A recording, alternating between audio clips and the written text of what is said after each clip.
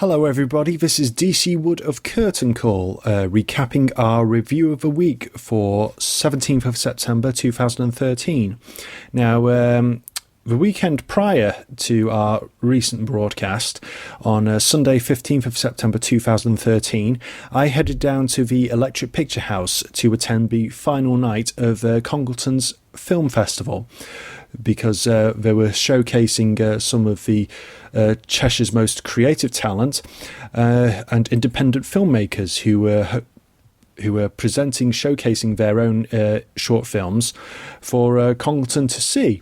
And this was a great idea. I decided to investigate and cover the event, and this made for a really good review of the week. We had good feedback from people who listened into our show, and there were some people out there who either missed the recap or couldn't record our broadcast. So this special YouTube video is for them, a special recap of our review of the week covering the final night of the Congleton Film Festival. So what I thought I'd do is best talk about each film, a mini review for each, and sum up the event as a whole. I also had the opportunity to interview Mr. Sam Asprey, the head honcho, the main man, the head organiser behind all this. There'll be a link in the description video below. There'll be a link in the description below this video to check out the interview. So if you're interested, if you missed that. So to start with the coverage of the night itself, to start with the films, there were 8 in total shown here. The first one being Only the Lonely, made by Tamim Jamshed. This film explored the concept of loneliness and focused on hardship, despair, and how it plagues the mind. This was a very deep and powerful piece, heartfelt, and it benefited from a well-compiled montage of shots and the reflection of Tamim's own journey and where it may lead. This was well presented and produced, had tremendous film noir going for it. The only real drawback to Only the Lonely was that it wasn't really fleshed out like I thought it could have been. It got the message across, but maybe it could have been longer than 4 minutes. I just felt it needed a little bit of something else to give it a bit more oomph. But nevertheless, it was a great start to the festival, a great start to the night's showings, poignant in its own right, and in my opinion, 4 stars. Very good stuff indeed. The next film that followed, Under the Bridge. This was shot under a budget of only a tenner, if you can believe that. This remarkable film, courtesy of Mark Duggan, features 2 homeless people chatting under a bridge. Shot in black and white, Under the Bridge has great presentation and an excellent script going for it, covering the theme of longing. It had wonderful dialogue and performances from the 2 leads. This short really hits home how unfortunate circumstances can be for people and how dire times can make complete strangers absolute friends. The symbolic ending as well also provided hope for the future of both these individuals, which I really liked. It was a really nice human touch. The pacing was a little bit iffy in places. If it flowed more seamlessly, then I would have rated it higher, but I can't be too picky really.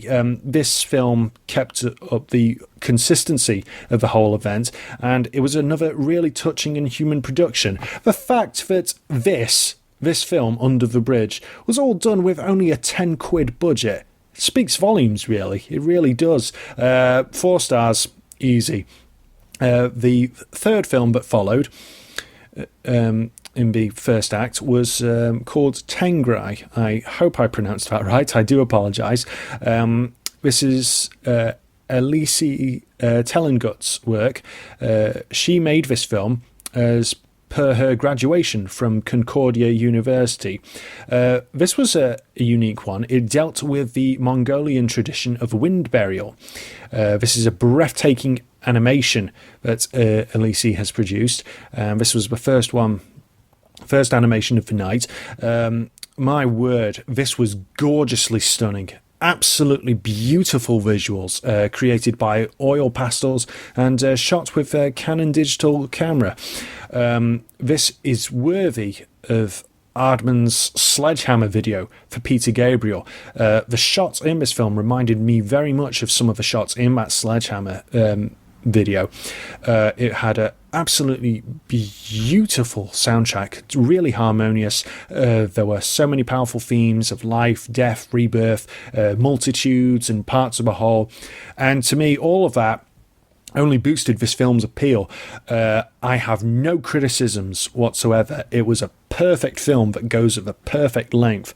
No criticisms at all. It just knocked me for 6. Took my breath away. Tengri is Alice Tellingut's masterwork, frankly, and proof of her potential future as a filmmaker. This was, as soon as I saw this one, I thought, yeah, I noted it down. Best one so far. 5 stars, easy. Now, the fourth one before we went into the intermission was Night Time. This was written, produced, directed by Chris Beech and starring Chris Booth. By the way, guys, I do apologise for my blunder whilst we were on there. On Tuesday night, I thought it was originally Chris Booth who would starred in it, as well as wrote, produced and directed the whole thing, but two different Chris's, and I do apologise for that, guys. Anyway, this is a tale of someone who comes home heavily drunk and loses the keys to his house. Forced to remain outside, the drunk struggles to keep himself occupied and then soon finds himself in a bizarre quest. This film, I thought, was clever. It takes a situation we're all too familiar with and somehow made it profound, meaningful, and infused it with many morals as well. The central character and the story both developed splendidly, and Chris Booth, I thought, did a great job of carrying the film by itself. This had good use of humour, there was nice emotion throughout. All the other films in this throughout this festival were 5 to 10 minutes long. This one went on for 24. It took a while to get going, and while it did have a moral of the story, I thought it could have been reached in half the time that this went on for. It was, nevertheless, great achievement, nice story. The only criticism I had was that, again, Nighttime I thought was too long. But other than that, original and 4 stars, I'd say. After the interval, I had the chance to catch up with Sam Asprey, the mastermind behind the film festival. Cheers very much to him again for taking the time to chat with me, to be interviewed and allowing the interview to be played on Beartown Radio for Curtain Call. If you want to catch the interview, there'll be a link to the interview in the description of this video. So if you want to check that out, by all means do so. Next up, after the intermission was over, oh my word, there was some lovely popcorn out there. There was some great wine on offer as well. And I do like the Electric Picture House so much. It's a wonderful place. I always love going there. And it does help having a box of popcorn, a drink of wine, and sat next to a roaring log fire whilst watching some great films. It really does make for a nice Sunday night out, I'll tell you. And it certainly set the mood perfectly for the second half, which kicked off with Civvy Street. Matt Worthington's entry is about a drunken recluse who spends his days living in an untidy caravan alone in a field. Haunted by his days in the war, the elderly veteran struggles to let go of his demons. This well-written and directed silent movie provides a refreshing insight into the life of one man who's tormented by his past, with a powerful message of tragedy, yet hope as well. Civvy Street also cleverly incorporates morals and a self-exploration of the soul, and possible atonement and redemption. I can't help but wonder, though, was this perhaps a little too simple, maybe? Maybe if it had a few more consequences spelled out for the main character, it could have emphasised the point just a little bit more. But that's only a nitpick, really, I think. Again, this was another really good offering here. Matt Worthington, his crew, and his lead actor put together a really poignant piece here. Absolutely wonderful stuff. 4 stars again. Right, the second one, the second film of the second half. Right, I hope I'm pronouncing this right. Forgive me if I'm not. This was an animation, a very bizarre one. It was called Feelin' Hilly, Heffy and Owls. This was a visually striking and bizarre animation courtesy of Chris Dakin. This is a series of everyday, everywhere happenings that represent freedom and reckless abandon. From an animation standpoint, this was an impressive piece. It had a soundtrack. It summed up what a wild, vivid, eventful, colourful world it is that we live in. But the message behind it all, I thought, was hard to understand.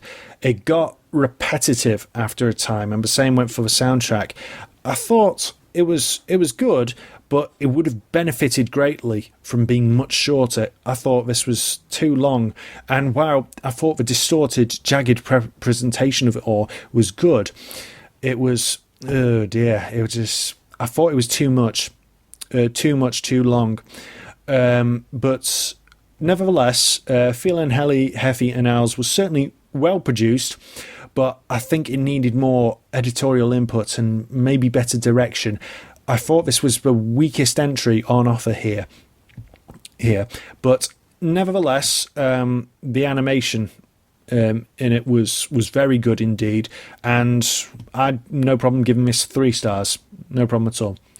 Right, okay, the next one. Ooh, this was a good one. This was an exceptional one. This one was Rotten Apple by John McGovern.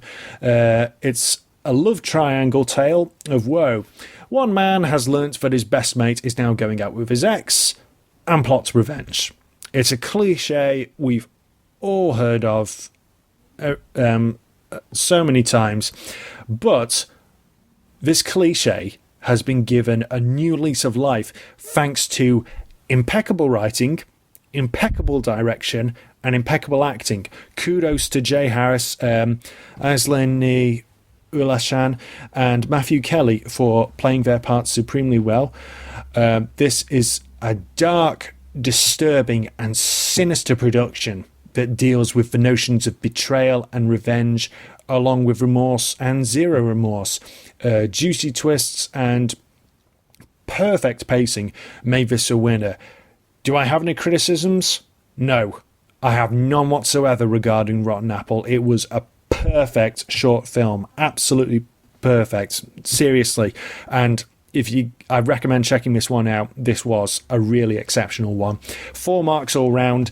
Nice one, John McGovern, and to your cast as well. 5 stars, easy. And it was looking to be the best one until this final short film came up. How to Count Sheep. It's another timeless child's tradition, one that's explored in this wonderfully animated stop-motion feature by Rachel Olga Lloyd. It focuses on a child who struggles to get to sleep due to the outside noises. So she counts sheep, and her dreams take her on a magical journey. Everything from the puppets to the sets to the animation itself are works of art here. The design and construction were wonderful. The plotting direction, that matches it all the hard work harmoniously. It's beautiful, it's charming, it's endearing. It'll appeal to both kids and adults here. The story, the simplicity of it, the design, everything. It's just work of art, real work of art, and it's enchanting. It really is enchanting. And again, like Rotten Apple, like Tengrai, I don't have any criticisms at all for How to Count Sheep. In this showing, it's just pure gold. It's absolutely wonderful. And to me, Rachel Olga Lloyd should be proud of this and all her hard work forever. And the same can be said for all those who helped her out here. How to Count Sheep was the best film here, best one of the Congleton Film Festival, truly. 5 stars, clear winner. Well, not clear winner. Again, Rotten Apple and Tengrai were the closest competition, but How to Count Sheep beat them both out. So, complete with a wonderful variety of films, an excellent snack bar, a roaring log fire, and the perfect venue at the Electric Picture House, Congleton's Film Festival can truly be called a great showcase of talent and splendid entertainment in all forms. Tremendous stuff, absolutely tremendous.